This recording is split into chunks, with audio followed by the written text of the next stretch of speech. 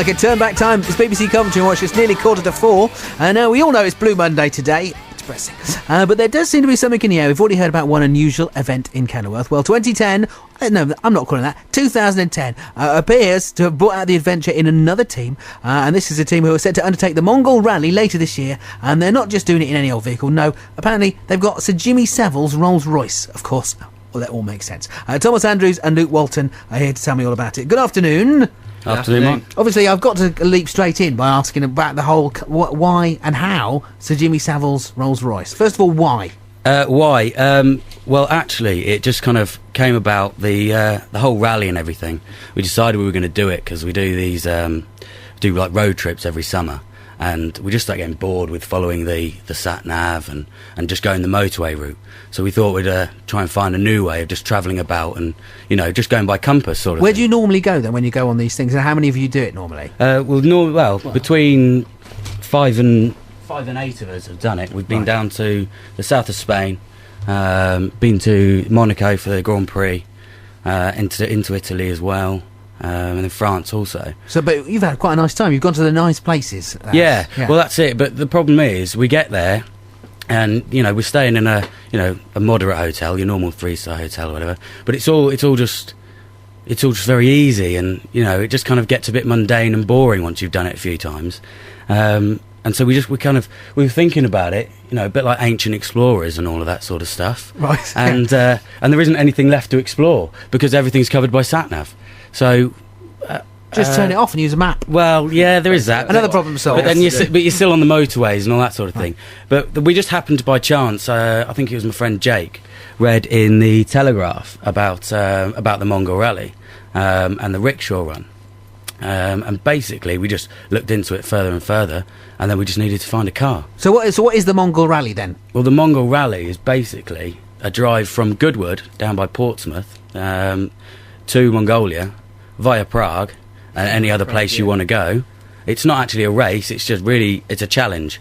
You get there, and then you have a party when you get there. How many miles is it altogether? It's between 8 and 10,000. Come in a little bit closer if you would. Between 8 and 10,000 miles, but the original Mongol Rally, you have to take a car which is less than 1.3 litres and no older than 10 years, because you actually give the car to the Mongolians, unless you can get a car that's deemed comic value, which ours has been. It's not actually allowed to stay in Mongolia, so we have to drive ours back again. Comic value. Yeah, so there's met a few teams the other week. They're doing it in a Green Goddess. Last year, someone did it in a fire engine, didn't they? Yeah, we had a big team. Well, I say but we were down there for the launch. There was a team of ex-army that were doing it for Help the Heroes, and they did it in an old 70s fire engine that they then donated to the fire service. How do they get back though? Because they donate. They go, here's our vehicle. Then they go, you know what? We don't have to get back. Well, then you kind of fly. You can fly direct to Ulaanbaatar to Berlin, Beijing. So a lot of people do it differently. Yeah. They either make their way straight home, or a lot of the people who just come out of university just go straight onto, like, they'll go to Beijing, or they'll stay in Ulaanbaatar for a bit and it's not far, do is some it? volunteering. Pop into China for not really. No, yeah, that's it. And you know, and they some of them use it as their like start to their year off in travelling and stuff like that. So tell me about the car then. How did you get Jimmy Savile's car? Well, we found it on eBay, didn't we? We did. Yeah. Well, basically, it came about. Nothing exciting about that. No, it's pretty boring. The whole Rolls Royce came up because we didn't know what we wanted, and we'd gone through all of every car. You know, we'd got them all listed down, we shortlisted them all, and I quite famously known in my group of friends coming up with the stupid ideas, and you know, I wasn't expecting to be taken up on it. My original idea was a Rolls Royce, do 2 teams with a Rolls Royce and a Reliant Robin, and have like a rags to riches. And let me guess, you'd be in the Rolls Royce. Well, obviously, yeah. Of course, yes. But the problem was nobody wanted to be in the Robin. I'm surprised there. So yeah, well, I said the Rolls, and then I expected it to more or less be thrown straight off, but I thought I'd wind them up and just, you know, keep bringing it to attention. And eventually they turned around and they went for the idea. So you just look for a Rolls Royce on eBay? Well, yeah, we were looking for like a Rolls or a Bentley. Something of, you know, quite a grand stature. How do you know it's Jimmy Savile's? Does it come up Jimmy Savile's car? In the it's logbook, on isn't his, it? yeah, it's first registered to Jimmy Savile. So. Right, so how old is this car? It's 1984, so when... It's 15 days younger than myself. Right, and how old are you? I'm 25. Right, okay. So you just answered with another question. So I'm assuming then he's not had it for a while, so the smell of cigar smoke will hopefully have gone out of it. Have you got it yet? Or We have. Yeah, we do have it, actually. We've been selling... How much did you pay?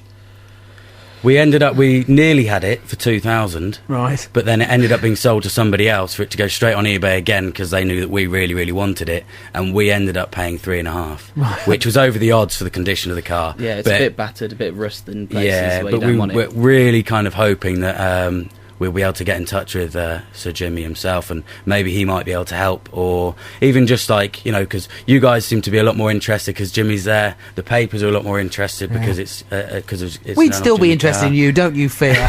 We're just a bit more interested because it's Exactly. yourself. Now the thing is though, leaving aside the fact whose car it is, a car like that is it not for start going to cost you loads of more money in petrol to get there? It's going to be about 10 miles per gallon.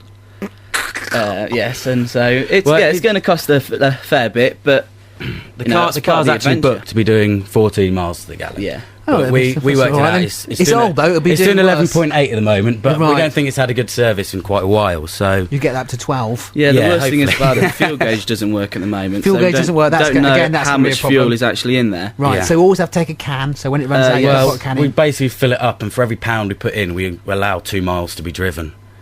2 miles to the pound. Yeah. Right, okay. Which does give us a little bit extra, a little bit extra in the tank sort of thing. So if we were stuck. And what about even things like if you need a new tyre? That's probably going to cost more than the vehicle costs. Well, No, yeah, this is why we're hoping No, for it's actually sponsors the as well. the tyres that we've got. We picked up a load of second-hand ones off eBay, 4 second-hand ones with good tyres on for £56. That's cheap. That is very cheap. Yeah, are you sure? Have you checked the tread? Yeah, the treads, yes, Yeah, fully it's legal. more than Fully 1.6 legal. millimetres. Yeah, it's fully legal. Okay, good. That sounds too good to be true. I know, doesn't it? well, the thing is, I suppose there's not many Rolls-Royce owners that want to buy second-hand Rolls-Royce wheels No, and or many tyres. that want to sell them. That's the only problem. You are doing this for charity, though. Yeah, Yes, it's all based around 2 charities we're doing it for. One is the CYPPD, which is a Mongolian-based children's charity. It stands for Children and Young People's Protection and Development. They basically are just trying to get the kids of the streets of Ulaanbaatar and just protecting them from things like the sex trade, human trafficking. They're all homeless. Well, a lot of them are homeless children. You know, they're doing trade work and stuff like that, and stuff that's very detrimental to their health. So the idea is to get them off the streets into what is, I suppose, like an orphanage where they're going to teach them, you know, and give them somewhere to play that's safe and in a controlled environment, you know. Okay, so that's one of the charities. And the other one is The- MS, which is the Helen Lay Care Centre in Warwickshire. Because one of our person who's doing with us, Russell, his mum works there, and also my grandfather suffers with multiple sclerosis. So it's a charity that we both all of us now, because we're all involved with it. And we just also helps wanted to the, do something. We wanted to do something in Mongolia because that's that we're going there and And you're not leaving them the car. So you've got to do something well, for yeah, it. we needed to do something there, and we needed to do one with with one of the charities of the rally, and so we chose that one because I suppose we just wanted to do something like children based, but then we also wanted to do something for for our local town, and something was local and that was quite heartfelt and meaningful to ourselves and our team. Okay. When do you go? 24th of July we leave from Goodwood. So you've got a bit of time to kind of... what kind of preparations have you got to make? Fill it up with petrol, obviously. Yeah. fill out We've petrol. got a lot of fundraising ideas to raise money for charity. We've got a golf day at Kenworth Golf Club. We're doing teams of 4 playing in a competition.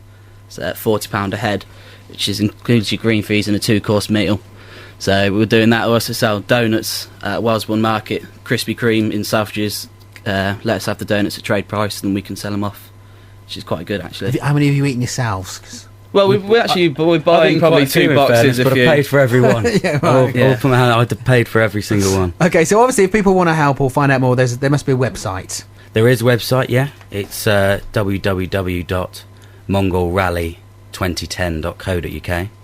That takes us straight to our team webpage. Team's called the Green Man Country Club, which is after a pub that the 4 of us that are doing the rally, we all met there after university, working the place.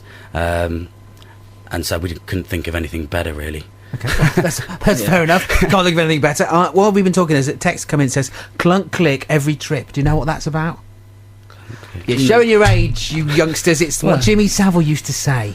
Oh, well, Yeah. I can barely remember the Jim will fix it. No, so. exactly. Well, you're in his car. I hope this smell of stale cigar smoke's gone. Listen, thanks very much for coming in. Thomas Andrews and Luke Walton. If it's closed, Primary school definitely closed.